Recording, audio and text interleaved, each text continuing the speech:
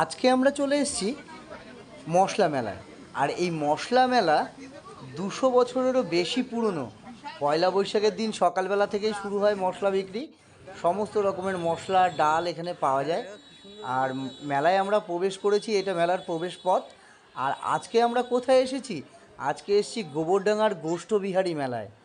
আর এই গোবরডাঙ্গার গোষ্ঠবিহারী মেলা শুনেছি 200 বছরেরও বেশি পুরনো। যমুনা নদীর পাড়ে এই মেলাটা হয়। এখন মেলাটা যেখানে হচ্ছে সেই জায়গাটা পলি পড়ে পড়ে যমুনা নদীটা একদম ছোট হয়ে গেছে। আগে এই যমুনা নদীতে শুনেছি জোয়ার ভাটাও হতো।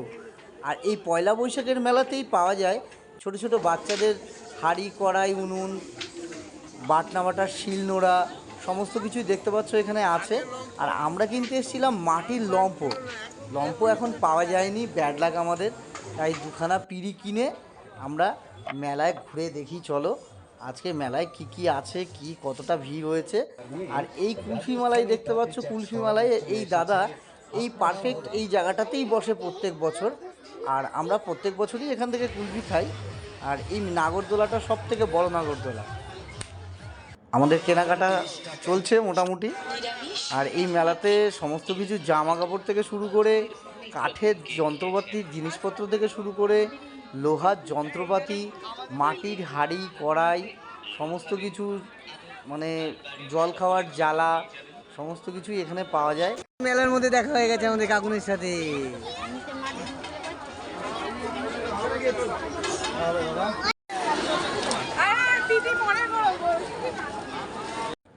মেলা আমাদের ঘোরা প্রায় শেষ হয়ে গেছে।